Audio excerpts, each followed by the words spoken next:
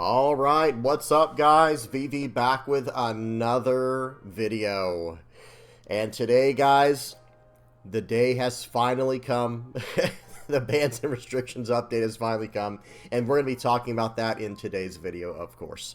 Okay, so let's get right into this. I will have everything time-stamped in the general description, and I'll have all relevant links and stuff like that in the comment section below. If you guys have any comments, questions, or suggestions, please do not hesitate to put those down in the comment section below, or hop on the VV Theory Discord. Link will be in the channel description.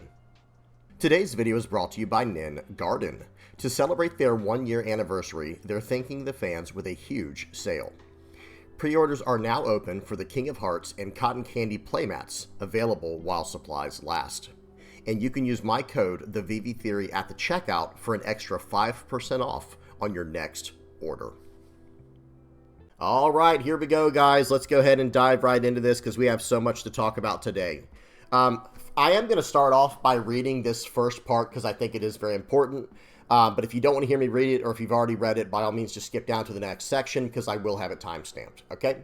Alright, so August 20, 2025, a message from the One Piece card game development team.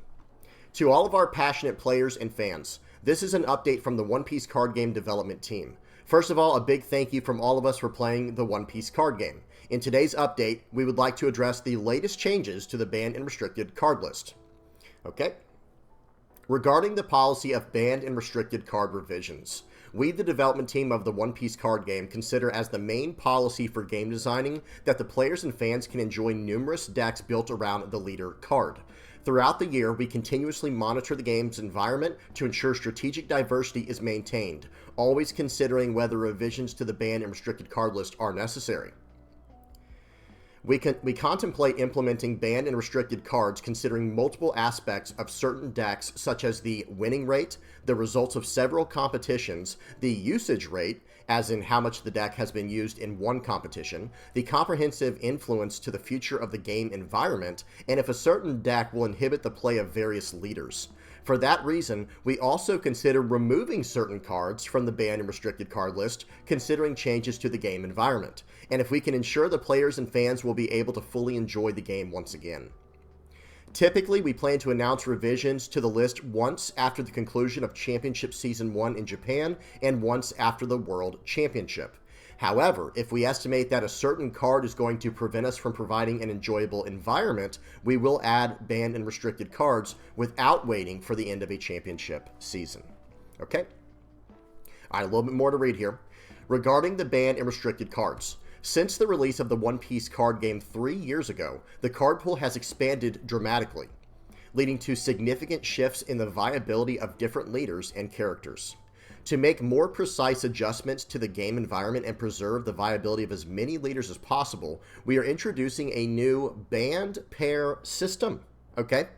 This system prohibits card A and card B from being included in the same deck.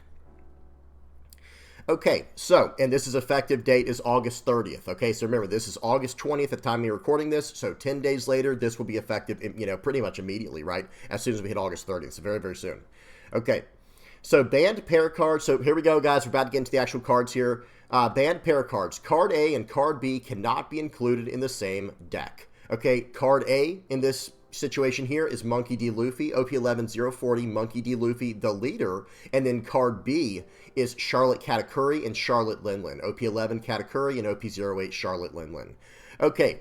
So this is actually handled pretty well. Let me shrink down my camera a little bit. I'm actually pretty happy with the way they handled this right here because a lot of people did not want to see Blue Purple Luffy, the leader, banned. And I respect that. I understand that. Now, we'll see how, we'll see what happens. I still think Blue Purple Luffy will be very, very strong. Okay, guys? Now, yes, they'll have to build the deck very differently, but I've been kind of pushing for a more aggro mid-range version of Blue Purple Luffy for quite some time now. But I will say, for the time being, I think this is a pretty good job on Bandai's part, a pretty good idea on how to balance this situation. They didn't have to ban Katakuri, they didn't have to ban 9-cost Linlin, and they didn't have to ban Blue Purple Luffy. Now, again, we'll have to see what happens if this is effective enough at slowing down Monkey D. Luffy, Blue Purple Luffy. But again, I do think this is a pretty good answer for the time being. And one more thing I want to say, I've mentioned this before in the past. I do like this banned pair card system they're doing here because I've recommended something very similar in the past And it was recommended to me by someone else. I think it was Beams. I think it might have been, shout out to Beams, an absolute goat in the community. He was telling me that I think it was in a game called Weissforts, where essentially there's like a few cards you just can't play in the same deck. And I think that would have fixed quite a few things earlier on. I think they probably could have used that treatment on cards like Gecko, Moria, and Rebecca, right? Like, okay, if you're going to play Gecko, Moria in a deck, then, okay, you can't run Rebecca in that deck, or vice versa. If you're going to run Rebecca in a deck, well, you can't run Gecko, Moria in the deck. And then I think they also could have done that with Tempest Kick, Great Eruption, and Ice Age. It's like, okay, you get to pick one of those, one of those three cards, and the other two cannot be in the same deck. So I do like this, and it's good to see that Bandai is expanding, their ideas here on what to do, right? They're coming up with these new ideas, because this was not original. If I'm not mistaken, guys, someone correct me in the comment section below if I'm off on this, but this band pair system did not exist before. Okay, it says to make more precise adjustments to the game environment and preserve the viability of as many leaders as possible. Yeah, we are introducing a new band pair system. Yeah, so this just popped up. I was going to say, I'd never read anything like this before, and I'm glad they're doing this. They're starting to think outside the box a little bit, because I think this is a very good way of balancing certain cards in the game, especially with what we see here. Because a lot of people were saying, okay, 9-cost Linlin with blue-purple Luffy is just too strong. Not as many people were saying that about 8-cost Katakuri, but at the same time, people knew that card was very strong as well in blue-purple Luffy, because you're cheating it out with the 9-cost Sanji, right? So big fan, really big fan of how they've decided to do this, okay? Let's keep going. Oh wait, there's more. The deck built around OP11 040 Monkey D. Luffy was intentionally designed to have a weakness to exploit in the early to mid-game to balance its ability to ramp up Dawn cards quickly. However, the inclusion of these cards allows the deck to compensate for that weakness, giving it a strong defensive stability that maintained a high winning and usage rate. This pairing limits the number of decks that can effectively compete against it, which in turn harms strategic diversity. As such, we have decided to designate these cards as band pairs, or as a band pair. Very cool. Okay, now we got to talk about some more cards. Banned cards. This card cannot be included in any deck. Okay, this is OP03040 Nami. As new card sets have been released, the deck built around OP03040 Nami has become far stronger than intended. Moreover, its unique strategy has diverged from the gameplay experience we want to provide. Furthermore, we deemed that the presence of this deck will constrict the development of blue cards with the drawing cards effect and significantly reduce leader diversity in the game environment. As such, we have decided to designate this card as a banned card. Following the addition of OP03040 Nami to the banned list, as a replacement, we plan to distribute a new leader card with a new text P117 Nami in future events. Alright, so here's the new leader, guys. Nami, blue leader, promo 117, 5 life, 5,000 power, East blue type.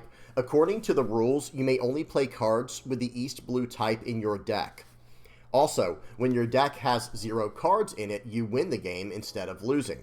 And then Dawn ×1, when this leader's attack deals damage to your opponent, you may trash the top card of your deck. So it's pretty much the exact same leader. It's just they added the extra condition at the beginning there. According to the rules, you may only play cards with the East blue type in your deck. And I have to say, I'm surprised they didn't use this earlier. I'm surprised they didn't try something like this earlier on, because think of it like this, guys. This entire time that this leader's been out, blue has been pretty much indirectly nerfed because of this leader's existence. Because the design team has to constantly think, okay, every time we want to print a card that draws cards in blue, we have to run it through the Nami check, right? We have to make sure that Nami won't be broken if we print the card. And I'm very happy that they've chosen to do this. I know a lot of Nami players out there are going to be pretty upset about this, I can imagine, because it loses quite a few cards by, getting that kind of restriction. But I do think it's for the best in the game, right? I do think this is a very good step, a step in the right direction for this leader. And I'm a big fan of alternate win conditions, guys. Don't misunderstand where I'm coming from with this take. I'm a huge fan of alternate win conditions, but I always want to make sure that they're balanced. And that's another thing that they mentioned was, this is kind of going away. Let's go back to the actual article now. It was saying that, as new card sets have been released, the deck built around OP03-040 Nami has become far stronger than intended. Moreover, its unique strategy has diverged from the gameplay experience we want to provide. So I do understand them doing that, and I know, again, like I said, I'm sure a lot of Nami players woke up and didn't see this one coming, but it really had to do with a new card coming out called Otama. It's coming out in OP13, I believe, and it had like draw 2 trash 1 built in, and it was like a 2K counter for blue. And here's the thing, I think Bandai has wanted to print cards like this new Otama for a very long time, but because this leader exists, they just couldn't do it, right? They had their hands tied. They couldn't do anything about it. So frustrating news for the Nami players. I know, but at the same time, I think it is better for the game. Okay. All right, so there's Nami. Now, we have even more very, very exciting news. Cards from the banned list are going to be removed. Let me push my camera back up to the top corner here. Sakazuki, unbanned, guys. Check this out. Completely released back into the wild, unchained. Sakazuki's back. Here we go. We have determined that this card no longer poses a threat to leader diversity in the current environment and have therefore decided to unban it. Okay? And now that they've done what they have done with Nami, check this out, guys. Cabaji as well. Okay? Cabaji has on play, if you have Moji, draw 2 cards and trash 1 card from your hand. This card was pretty much like prematurely banned. I think this card might have been banned before it was even released or right when it was released. I can't even remember. This was all the way back in OP02. But whatever the case is, I guess it would have been banned afterwards, right? Once OP03 came out with Nami. But whatever the case is, this card was banned because of Nami. Now that OP03 Nami is banned, we have concluded that this card's impact on the current environment is no longer an issue and have therefore decided to unban it. To maintain an enjoyable game experience with a huge diversity of decks for all the players and fans, we continue to monitor the game environment and implement revisions if necessary. In the meantime, we hope you continue to enjoy playing the One Piece card game. Okay, very awesome. And I will have this article here, or this page linked in the comments section below. Now, let's just kind of recap. Now that we've gotten through that, I have to say right away, so happy to see how they decided to deal with this. Now, we're going to talk about cards that are not on the ban list and cards that did not get unbanned. We're going to talk about that in a minute, but let me just summarize what we have here. Let me go over what's on the screen first. Huge fan of how they decided to deal with this. I did not want to see 9-cost Linlin go away. I thought it was a good purple card. Yes, it does push. Let me get that on the screen here for those who don't know what it does. Yes, it is definitely a very powerful card that, it was Bandai seeing what they could, what all they could do within purple with Dawn minus effects and with high cost characters, giving purple the ability to gain life. That's definitely pushing the limits a little bit, right? However, this card in every other purple deck was not really a problem. It was not really an issue. It was only when you combine it with 9-cost Sanji, with the leader effect, and cheating it out to gain a life, push a card back, develop 2 9-cost bodies. It was a nightmare, right? It was insanely powerful. And with blue-purple Luffy's leader effect, you're not just putting a random card on top of your life from this effect. You're actually choosing the card you want, which might have been a card with a trigger to gain Dawn or whatever. So I'm very happy that they did not decide to ban Charlotte Linlin.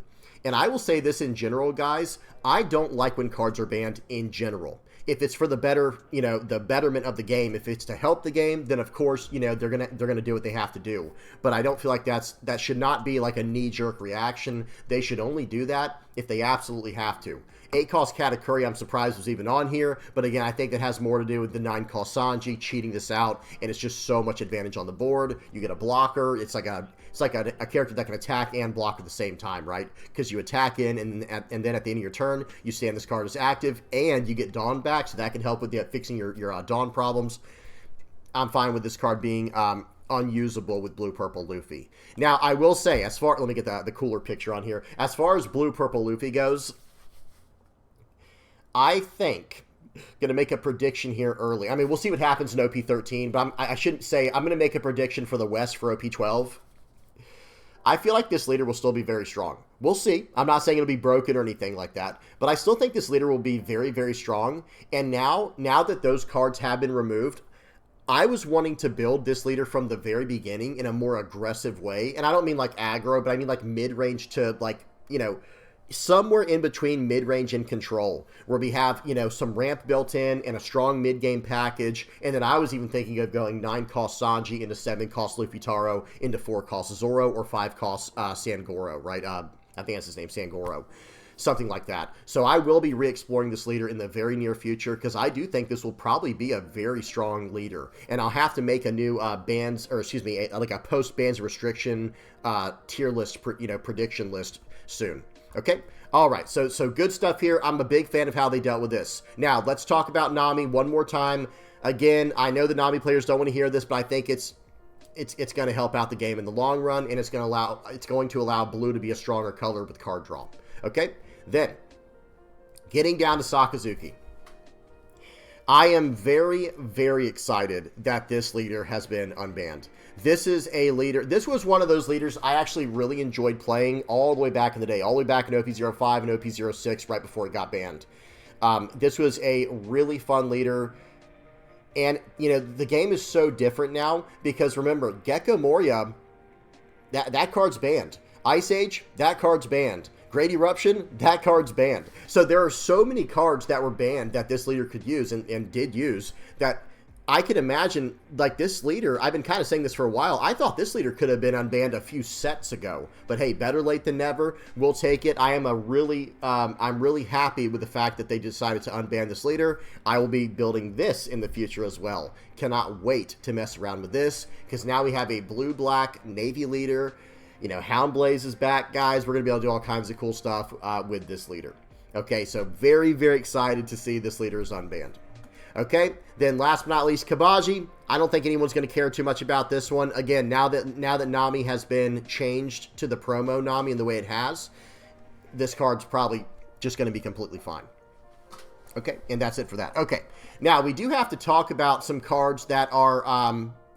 some cards that were not unbanned, right? Let's go ahead. We're going to go over to rules, and then we're going to go over to the ban list real quick. Okay, let me scroll all the way down to the bottom here. So now I want to talk about the cards that are still banned, right? Some cards that are still banned. So first up is Gecko Moria. I have to say, with the way that this game is going, with what I've seen in OP13, is it crazy to say that Gecko Moria doesn't even seem that scary anymore after seeing what Emu does, where he just goes, okay, 10 Dawn, I'm going to tap 3 and then tap an additional 1, trash a card to play out this guy, and, you know, I will activate main, but get rid of, you know, that card and a card from hand, and I'm just going to play 5 characters from my trash. All of them have relevant effects too, like 1 can rush and do minus 2,000 power, 2 are blockers, 1 of them buffs the board, 1 does a top 5 search, 1 is blocker and has on KO draw a card, 1 comes into play and KOs something. Yeah, I'm going to have to say that I would not be surprised if after, well, let me say this. If Emu does not get banned or restricted whenever it comes out, I would not be surprised if they determine that, okay, you know what, Gecko Moria is going to be just fine. What do you guys think about that? I'm not saying I want the card back. It has nothing to do with, like, what I want for the game or something. Well, I mean, I always want the best for the game, but it's not a matter of, like, man, I really hope they bring this card back. I'm just saying, if you compare this card right now to, to what's coming in OP13, yeah, this is a pretty tame effect here now. I mean, yeah, this brings back a 4-cost and a 2-cost. Well, guys, Emu plays out a 10-cost character for 3. It has an activate main to tap a card and trash a card from hand, and you play 5 cards from your trash. And by the way, those aren't like 4-cost and 2-cost cards. Well, 2 are 4-cost, 2 are 6-cost, and 1's a 7-cost. So it's like, I don't know. Again, guys, tell me what y'all think in the comment section below. Is Gecko Moria even that crazy of a card anymore? Now from what we've seen from OP13 Emu. Now, hear me out. They might not have unbanned this card just yet because they want to see if they're going to have to ban Emu. Because think about it like this. If they unban Gecko Moria right now and then Emu becomes too strong and they have to ban that, well, then they'll have to ban Gecko Moria again, and it will just be a nightmare. So they're probably going to wait and see if, Gecko Moria, or excuse me, if Emu is not too strong. But again, we'll have to see what happens there. But if they determine that, okay, you know what, Emu's just fine, and he's fine and dandy, and he ends up being balanced, well, I don't see any reason why they wouldn't unban Gecko Moria at that point. We'll have to see what happens. Okay, let's keep going. Next up, Jinbei. I don't understand how this card wasn't unbanned, to be honest, guys. I mean, would Blue Doflamingo just start running away with the format if they unban this card? Because this was the main card. Notice what it says here. When combined with the leader, OP01060 Don Quixote Doflamingo, or the character card, ST17005 Marshall D. Teach. This card allows the player to play multiple character cards in the early game, creating an advantage beyond what was originally intended. In the early game, blah, blah, I'm not going to read the rest. But it's like, okay, are we really worried about Doflamingo anymore? And I think the answer should be no. I don't think Doflamingo is a threat like it used to be, and the game is just kind of power creeping past it. However, I was thinking about this the other day. If Emu is a little bit too strong, well, again, we don't know what's going to happen to OP13 yet. It's all conjecture. It's all speculation. We have to see what happens. However, imagine if Emu becomes too powerful. Well, Doflamingo probably would have been a pretty good answer to that deck, right? Because you just go super... You don't even care about their board. Who cares if you can't interact with their board? Just go face, face, face. Face is the place. And just go a 100% hit rate with your leader effect. And just go for game like that. And just put them on a clock. If they can get around it, they can. If they can't, they can't. And then you could hit them with puddings and things like that. There's a lot of different things you could do there. Okay, but Jinbei, I'm surprised this card did not get unbanned. I have to say, I actually was, I'm not going to lie, guys, in my mind, you know, when I went to sleep last night before the bans and restriction update happened, I was thinking, okay, they're probably going to unban Jinbei. Come on, give us Jinbei back. I did not expect Sakazuki, so I will take that. Not complaining, but I'm surprised they decided to keep this card banned. Okay, next up is Ice Age. Yeah, I'm fine with this card staying banned. I'm not going to lie, guys. Now, I will say this. I think it should have been... I talked about this a little bit earlier in the video, right? Now that they're doing the paired bans, or the band pair, or whatever it's called, maybe they can consider making a triple ban type of... Or, that didn't sound right. Like, make almost like a triangle ban, where it's like, okay, you get to pick one of the cards in this triangle. Either Ice Age, Great Eruption, or... Tempest Kick. You can't have all of them. You can choose one. Right? And then I think Ice Age would probably be fine. But who knows? People might think it's still strong. I do think the card's insanely strong.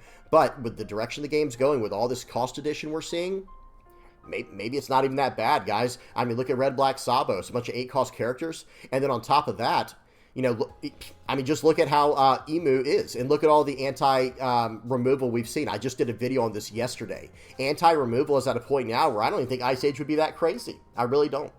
You guys tell me what y'all think about that in the comment section below. Please be nice. Okay, let's keep going. Kingdom Come. I know a lot of people wanted this card unbanned. I'm going to be honest now. So let me say this.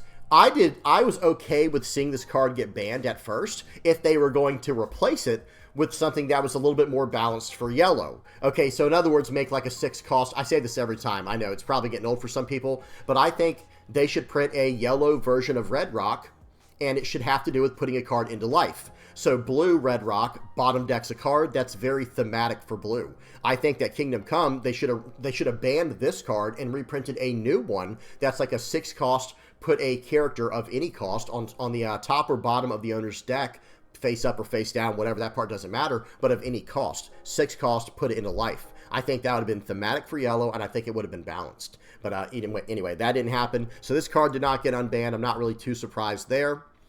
Now, Red Purple Trafalgar Law. Okay, this one.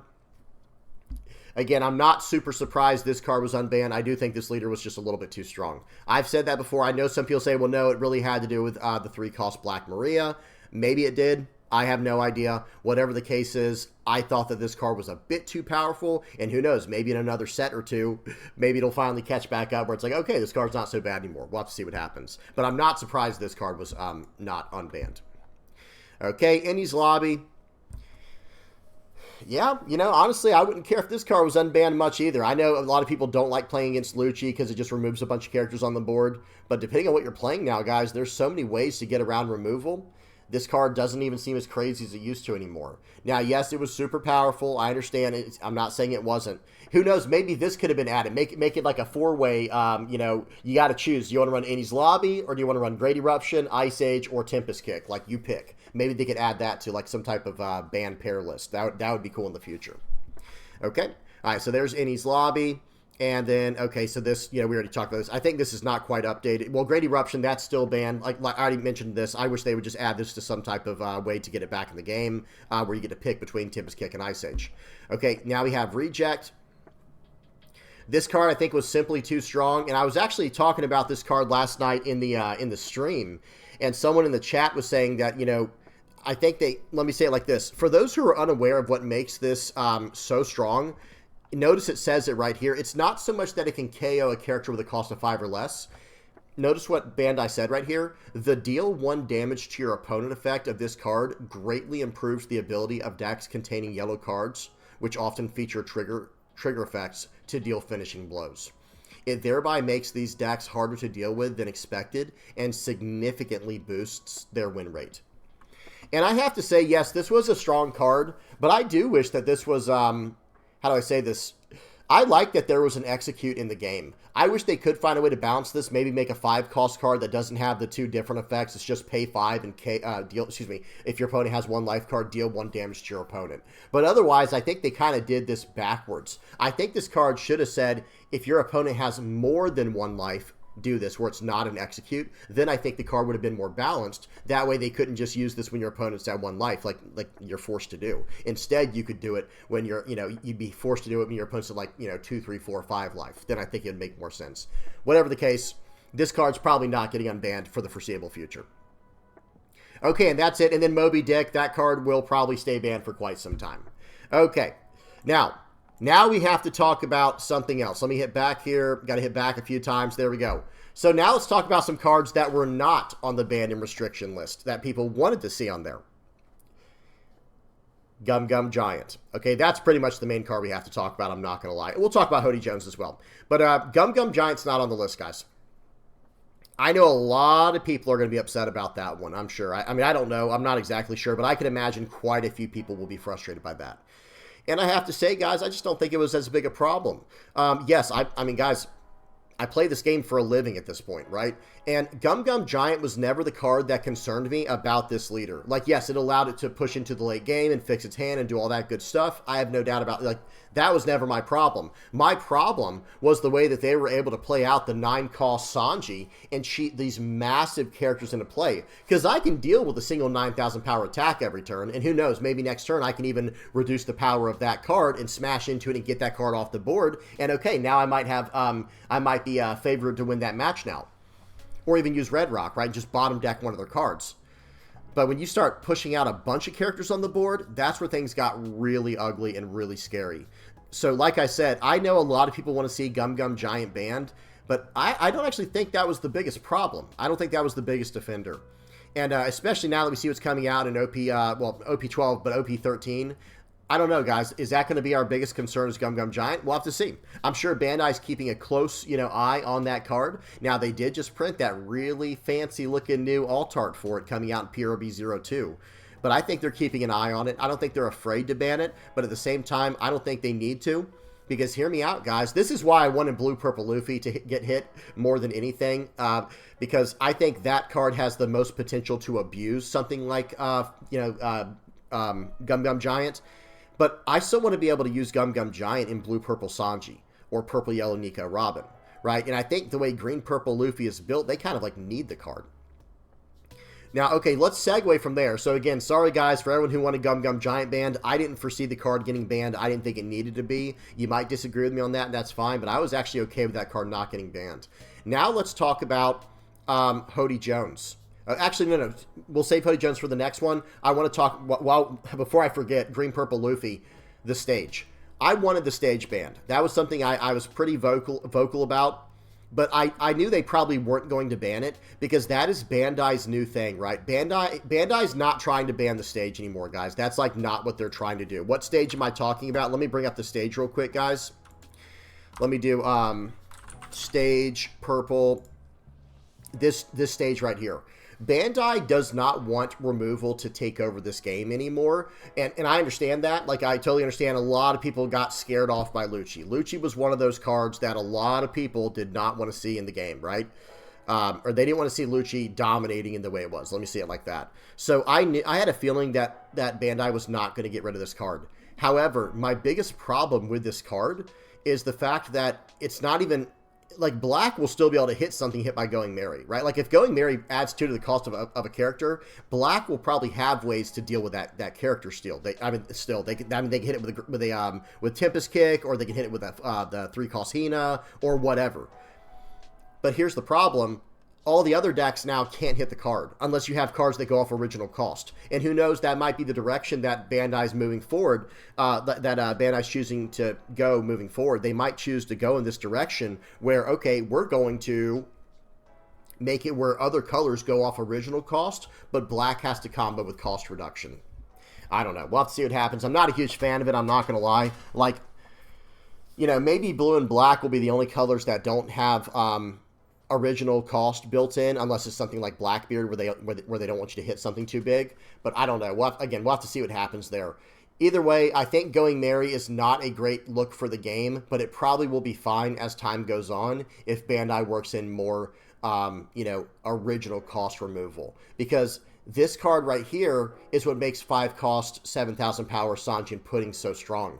I can hit a 5-cost card very easily right now in the game, but I can't hit a 7-cost card, just period. There is no effect in the game that hits a 7-cost card until you start going, way deeper into the mana pool, or the Dawn pool, rather, right? When you get, like 7, 8, 9, 10 Dawn, right? Because, like, 7 Dawn, you have Doflamingo, the 7-cost Dofi. 9 Dawn, you have the Mihawk. And 10 Dawn, you have Kaido. But it's like, okay, 9 Dawn, you also have Kaido in black as well. But there are very, very few cards in the game that hit a 7-cost character, right? Especially effective cards you'd want to run. So it's like, okay, why are we making it where all the other decks have such a hard time into something like Green Purple Luffy? And it's this stage's fault. So I don't know. I'm not too surprised they didn't ban this card. But I wish they had. Okay, last but not least, let's talk about Hody, guys. I think this is the last card that I heard everyone complaining about. Like, please ban this card. They need to ban this, blah, blah, blah. I just didn't see it, guys. This is another card where it just never scared me. And I think this goes perfectly with Gum Gum Giant. Let me bring Gum Gum Giant up as well, because I forgot to go to this while we were talking about it. This is the other card we were talking about. And I'll even bring up the one we were just talking about with the stage. Okay, let me bring up the stage. This one right here. Okay, so these are the cards we were talking about, right? So Gum Gum Giant was the first one. Going Merry was the second. And now we're talking about Hody Jones. I didn't see this card needing to be banned. I'm sorry. It just is what it is. Is it a strong card? Yes, it absolutely is a strong card. There's no doubt about that. But here's the thing. Anyone who thinks Gum Gum Giant is too strong, well, I would imagine that you think Hody Jones is a great card then, right? Because it actually helps get around Gum Gum Giant's effect. You just rest down their Dawn, and then you attack in with this character. So, yes, this is a very powerful effect, but it does come at the cost of having to take your own life card, which, you could build that entire idea into your deck where you don't really mind it. But again, I think this is a solid card. I think it's fine, and I don't think this card's broken. Is it very powerful? Does it have a very high impact when you play it? Yes, it does. Absolutely, but we need cards like that in the game to get around certain effects that Bandai also wants in the game, right? Like this card, you could tell Bandai wants this card in the game, right? Like, all purple Straw Hat decks are going to be running this card.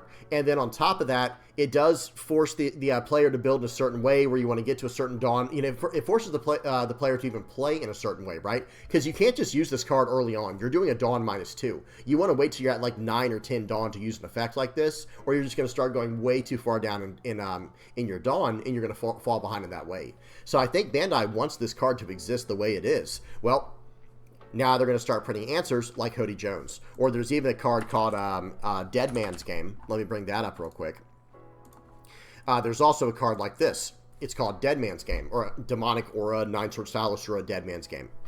This card is basically Hody Jones, but in event form, and it only costs 4. So yes, you don't get a body with it. However, this is a Straw Hat Crew searchable card, and it does the same effect that Hody Jones does. You don't take a life card, though, and you don't have a body with it. It's just an event. And it's also a 1-cost 3k counter for later in the game. So you can tell it wasn't like Bandai was scared of this effect. In fact, Bandai wanted that effect to exist. In fact, I feel like they almost improved on it with a event like this.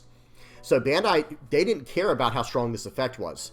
Now, I understand what people might be saying, like, well, wait a minute, it's not just that, right? It's also the fact that this card, look at what it does. Tapping down the Dawn, swinging in as, a 7-cost, 8,000 power rush character, that's already pretty good as is, right? And then the on-play effect makes it even stronger. I hear you guys. But I'm very glad they did not ban this card. I did not want them to ban this card. I don't like when they ban cards. I only want them to ban cards when they are like a detriment to the game, if that makes sense. Well, guys, that's about it, man. I have to say, very exciting stuff in the One Piece, you know, in the One Piece world today, in the One Piece TCG world. What do y'all think about this? Is there a card I forgot to mention on what you guys think should have been banned and was not?